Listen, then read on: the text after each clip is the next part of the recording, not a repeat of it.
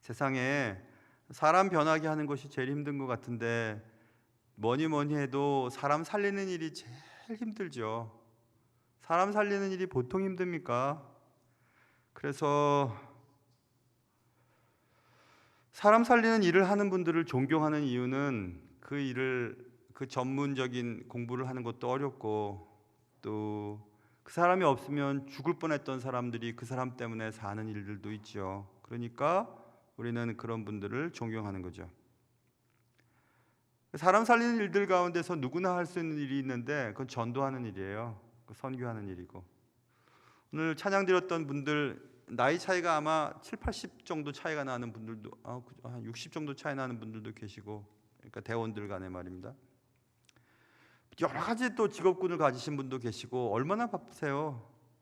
어제 청년부 그 폐회 예배 설교하러 새벽 예배 마치고 갔었었는데 청년들 엄청 모였던데요. 이 코로나 시대에 그렇게 청년들이 많이 모여서 집회하는 거 제가 정말 요 근래 못 봤습니다. 진짜 못 봤어요.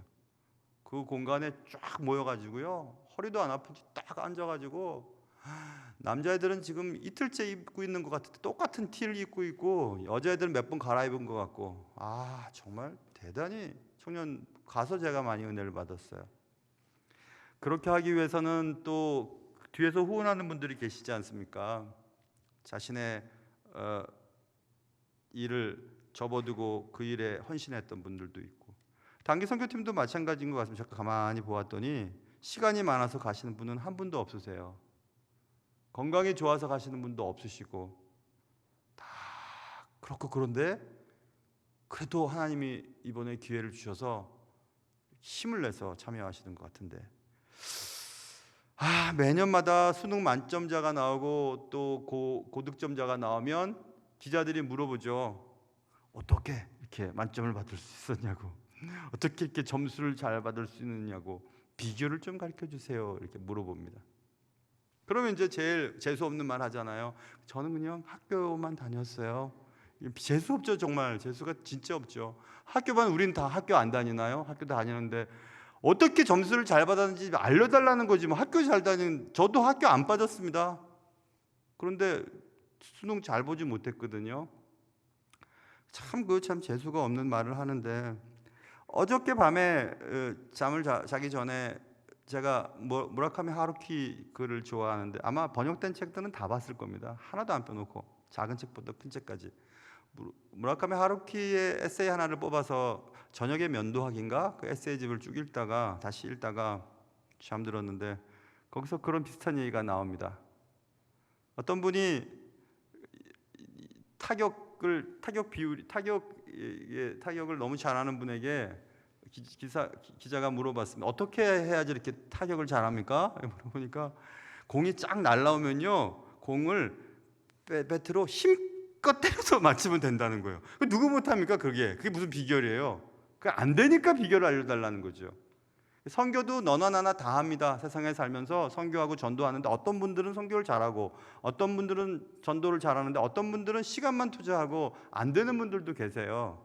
그러니까 비결이 있을 거 아닙니까? 그렇죠? 비결이 있겠죠. 그런데 100이면 100, 선교만 하면 다 성공했던 선교 팀원들이 있었어요. 바울 선교팀이었습니다. 바울 선교팀은 선교만 하면 잘 됐습니다. 그 바울의 선교의 성공 비결을 우리가 공부해 보면, 오늘 우리도 선교팀을 떠나보내면서 이렇게 하면 성공적인 선교가 될 수 있구나, 이런 생각을 할 수 있습니다. 사도행전의 13, 14, 15는 선교 1차 선교 13, 14, 15, 16, 17, 18 2차 선교, 19, 20, 21 3차 선교, 그리고 예루살렘으로 호송돼서 로마로 호송돼서 예루살렘 들어갔다 로마로 호송돼서 이제 그의 사역을 끝내는 그런 구조를 가지고 있죠.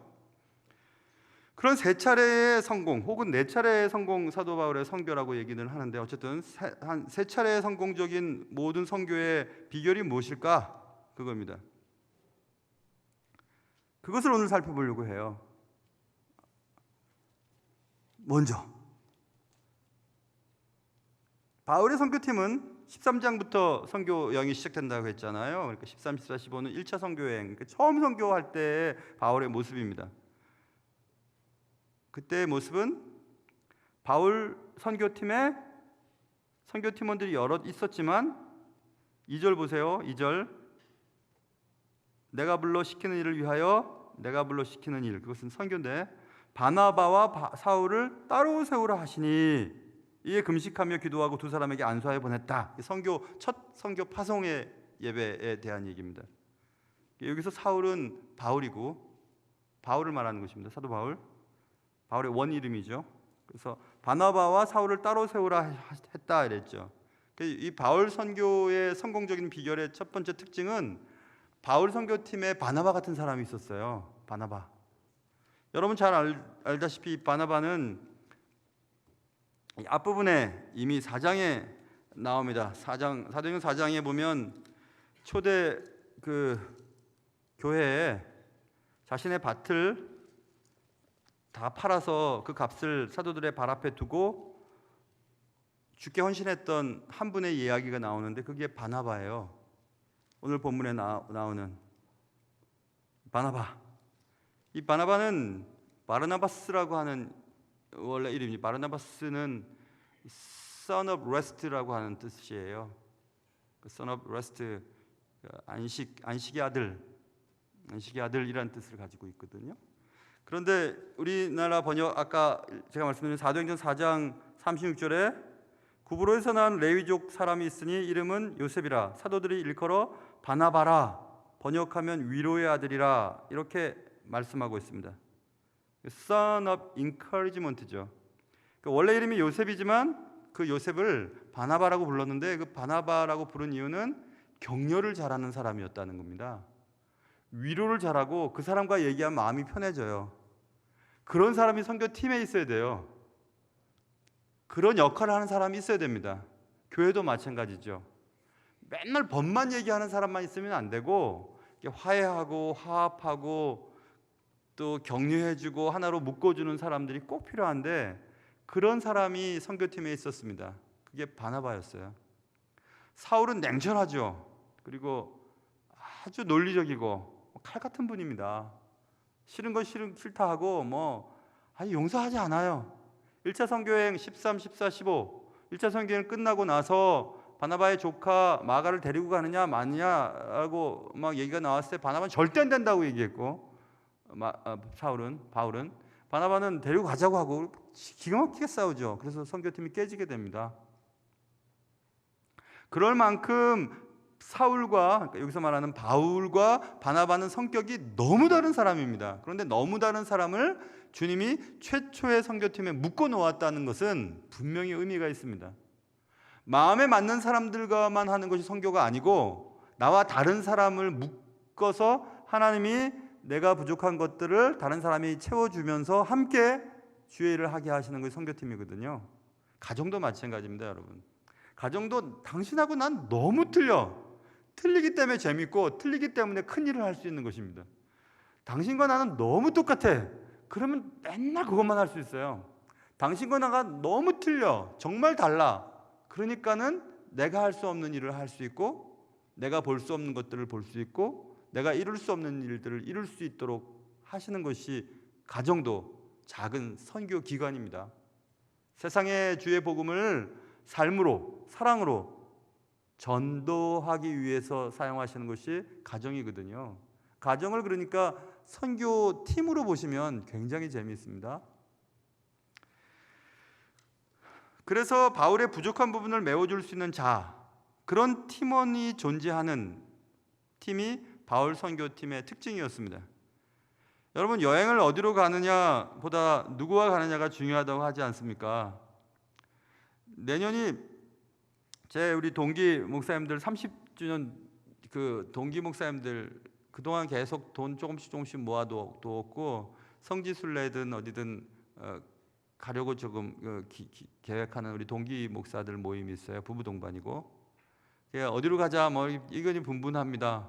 여기로 정했는데 또 생각해보니까 저길 가고 싶고 바울이 갔던 길도 가고 싶고 또 순교한 장소 가고 싶고 그렇게 자꾸 의견이 분분해서 제가 최근에 그 동기 목사 단톡방에다 썼습니다.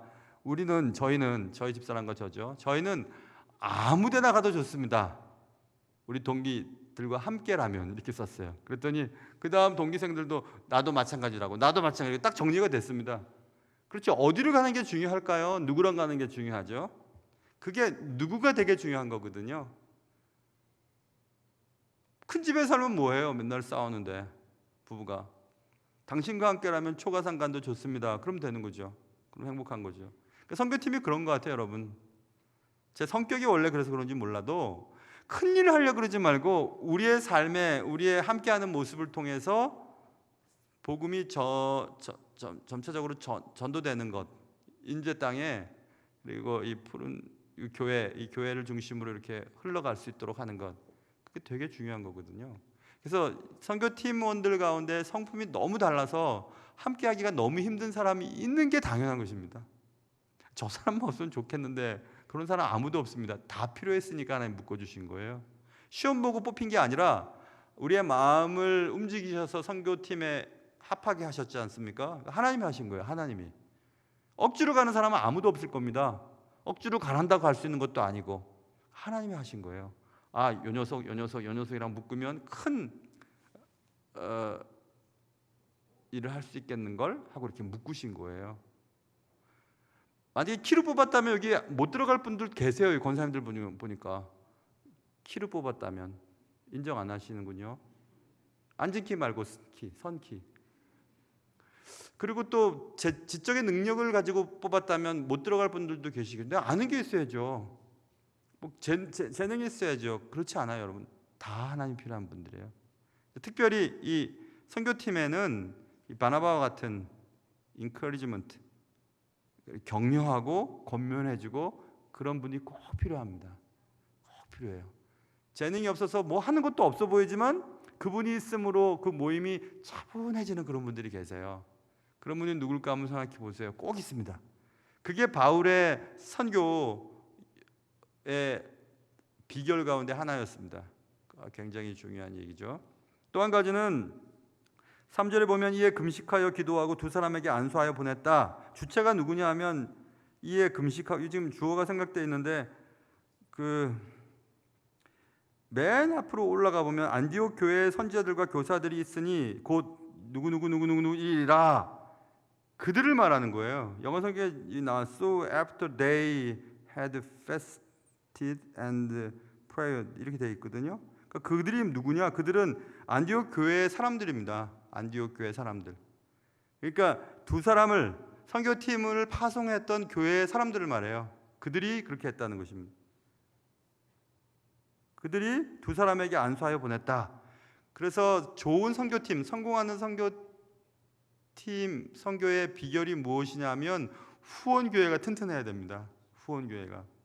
근데 그 후원교회가 재정적인 후원을 말하는 것이 아니라 영적인 이 금식하며 기도하고 안수하고 보냈다. 이렇게 말씀하고 있죠. 선교를 위해 금식하는 교회는 성공할 수 있어요. 선교팀을 파송해 놓고 교회가 그 선교팀을 위해 금식하며 기도한다면 그 선교팀이 굉장한 좋은 효과를, 성공적인 선교를 거둘 수가 있습니다. 그 교회가 안디옥 교회였거든요. 1절에 써 있죠. 그 안디옥 교회. 이 안디옥 교회는 대단한 교회입니다. 11장에 등장하는데 이 안디옥 교회는 어떤 교회냐면 이 지구상에 최초로 우리는 그리스도인이라고 하죠. 크리스찬이라고 하죠. 영어에서 뭐뭐의 뒷부분에 an이나 뭐 뒷부분에 이렇게 붙는 거 있잖아요. 뭐뭐 사람들, 뭐 이탈리안, 코리안 이렇게 다 붙잖아요. 근데 크리스찬이라고 하는 것, 그리스도인이라고 하는 최초의 이름이 안디옥 교회 사람들로부터 불리게 됐거든요. 그래서 써 있습니다.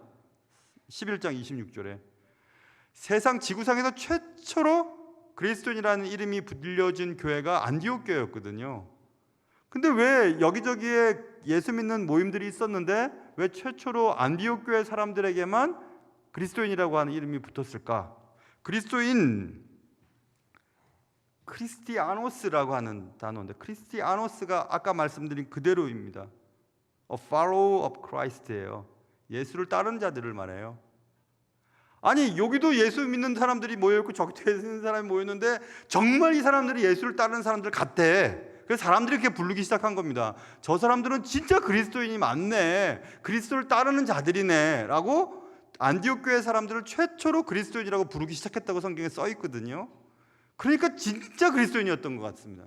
그러니까 선교도 했지. 그렇죠? 그러니까 이런 교회가 되어야 돼요. 그런 교회에서 파송한 선교팀이었기 때문에 바울은 어딜 가나 선교가 잘 됐던 겁니다. 결국 파송을 시켜놓고 우리는 가만히 있는 게 아니라 파송시킨 그 선교팀을 위해서 금식하고 기도하는 모 교회가 있어야 돼요. 그러므로 우리 충신교회에서 국내 단기 선교팀을 파송한 여기 계신 이 축산업 협동조합 티같이 이거 안 입은 분들이 더 기도를 많이 하셔야 되는 거예요. 더 많이. 저도 마찬가지고. 그래서 바울 선교의 성공의 비결은 든든한 신앙의 후원교회가 있었다는 사실, 그게 두 번째입니다. 세 번째는 또 4절에 보면 두 사람이 성령의 보내심을 받아 실루기아에 내려가 거기서 배 타고 구브로에 가서 살라미에 이르러 이렇게 써 있죠. 여기 보면 성령님의 보내심을 받아라는 말씀이에요. 그러니까 성령님의 인도하심을 따라 움직이는 선교팀이어야 선교에 성공할 수 있습니다. 사람이 아무리 계획을 세웠는데 그 계획대로 안 된다고 힘들어할 필요 없으세요. 하나님의 계획을 틀으시면 분명한 이유가 있습니다. 그러니까 그냥 틀어진 그 계획대로 또 나가시면 돼요. 앞으로 분명히 아마 내일부터 계획대로 안 되는 일들이 있을 겁니다. 그럴 때 막 짜증내거나 힘들고 당신 탓이야 그럴 필요 없으세요. 하나님께서 그때그때마다 가장 적절하게 이렇게 급작스럽게 움직이실 때 그거를 세밀하게 보고 거기에 함께 가면 되는 거거든요. 성령의 인도하심, 적극적인 성령의 인도하심은 가장 좋은 결과를 낼 수 있는 바울 선교팀의 선교 비결이었음을 성경은 우리에게 가르쳐주고 있죠. 성령님께서 우리를 인도하실 때 성령님께서 일반적으로 인도하시는 것이 무엇입니까? 성령은 하나 되게 하시죠. 그러니까 선교팀은 일단 하나가 되어야 돼요. 성령이 인도하시는 선교팀은 일단 하나가 되어야 돼요. 하나가 되어야 하고, 그리고 성령의 이끄심에 민감한 분들이 계셔야 돼요.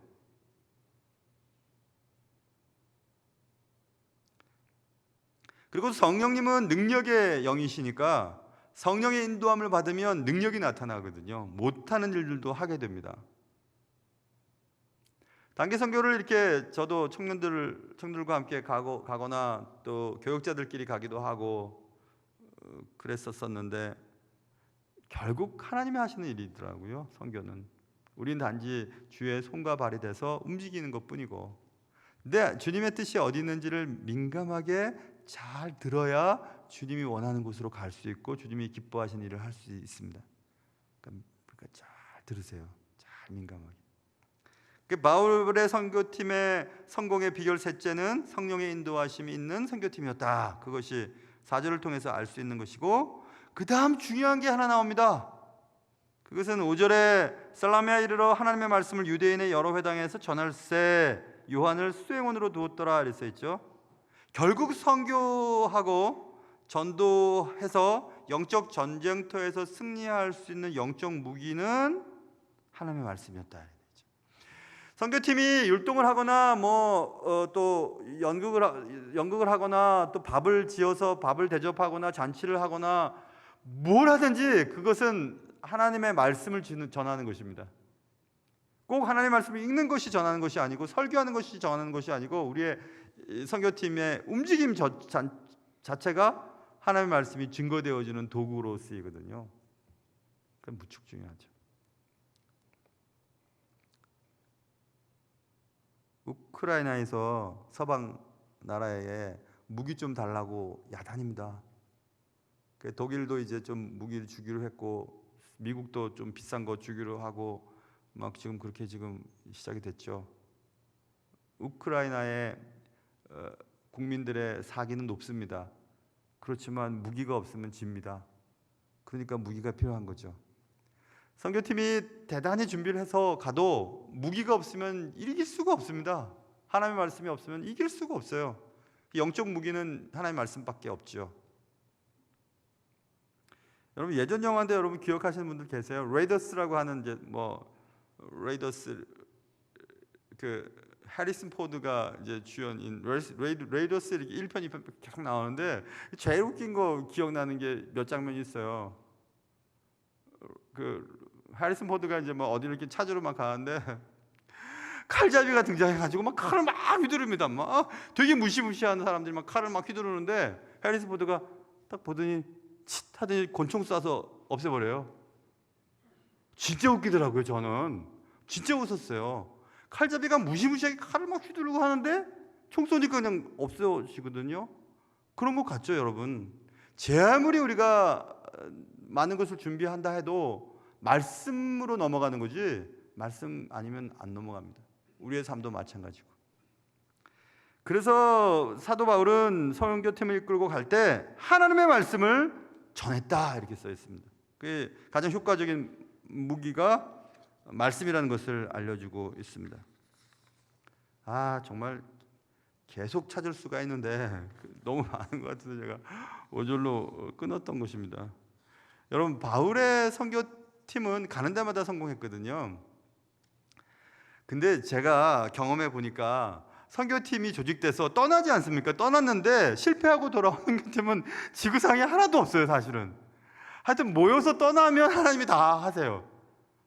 그러니까 일단 모이기만 하면 되는 거예요. 출발만 하면 되는 거고. 그런데 선교팀은 하나님이 분명히 선교팀을 통해서 이루실 일들을 이루고 가시는데 중요한 거는 선교팀원들 개인의 문제가 있는 겁니다. 갔다 왔는데 내게 도움이 되어야 되잖아요. 내 신앙도 잘하고 주님과 더 가까워지고 그리고 선교를 통해서 죽어가는 영혼들이 살아나는 것들을 경험하고 그래야지 평생토록 그게 마음에 남거든요. 그래서 개인적인 부분들을 놓고 이제 각자 기도를 하셔야 돼요. 아마 우리 선교팀도 분명히 대단한 일들을 이루어낼 겁니다. 정말 이제 우리가 이제 서로 사랑하자 그렇게 써 있죠, 여러분. 그거 맞아요? 어쩜 이렇게 잘 했는지 몰라요. 정말 맨 처음에 좀 놀라긴 했지만 촌스럽기도 하고 막 그래갖고 근데 너무 잘 들어오는 거 있죠, 여기 머릿속에. 그렇죠? 인재 또 이재. 그래서 한번 선교팀 이제 몇 시간 안 남았으니까 파송받기 전에 한번 생각해 보세요. 지금 제가 얘기한 거 우리 모임 가운데 격려하는 자가 있는가? 또 우리를 파송하는 이 교회, 우리 교회가 기도할 수 있도록 해 주었는가? 단기 선교팀이 파송될 때 제가 예전에 청년들 이끌고 갈 때는요, 단기 선교팀 파송될 때 어쨌든 기도가 중요하니까 기도문을 막 다 만들어 가지고 적어도 일주일 동안은 기도해 달라고 이런 데 다 붙여놓고 갔어요. 다 붙여놓고 교회 저기저기 다 붙여놓고 성도들 율동한 다음에 성도들 여기 성경책 위에 스티커 같은 것도 막 붙여주고 일주일만 좀 붙여놓으세요. 붙여놓고 기도가 필요하니까. 선교팀이 떠나는지도 모르고 일주일 지나는 성도들도 계십니다. 선교팀 갔어? 어디 갔는데? 자꾸 깨우쳐줘야지, 기도할 수 있도록. 그리고 성령의 인도함을 받고 그 다음에 말씀으로 담대해서 복음을 전하는 그런 일들을 하시길 바라요. 선교팀, 국내 선교팀. 이상의 몇 가지 이유들이 바울 선교를 성공적으로 이끌었던 성공의 비결이었습니다. 선교는 하나님이 하시는 것이니까 하나님이 하실 겁니다. 분명히 하실 거예요. 단지 우리는 사용될 테니까. 그런데 사용될 때의 그 기쁨은 말로 헤아릴 수가 없어요. 진짜 말로 헤아릴 수가 없습니다. 매주마다 이 강단에 설 때 제가 하나님 오늘도 좀 사용해 주세요. 그리고 오늘도 제가 맡겨진 일들을 하게 해 주십시오. 그리고 3부 예배 이제 마지막 설교를 하러 올라갈 때는 오늘 설교가 마지막 설교인 것처럼 설교하게 해주세요. 후회 없이 말입니다. 꼭 그렇게 제가 기도하죠. 다음이라는 것이 내게 있을지 없을지 모르니까. 오늘 우리가 파송시킬 이 선교팀도 내 인생에 있어서 마지막인 것처럼 선교하고 오세요. 그렇게 하고 오세요. 그러면 분명히 하나님께서 좋은 것들을 주실 것입니다. 좋은 동역자들과 함께 파송교회 기도의 후원을 받아 성령의 인도하심을 따라 영적 무기인 말씀의 칼을 마음껏 휘두르고 그리고 하나님께서 목적하신 그것들을 이루어서 우리 함께 또 노래하고 기쁨을 나누는 주일 선교 보고 시간이 되시기를 주님의 이름으로 축원합니다.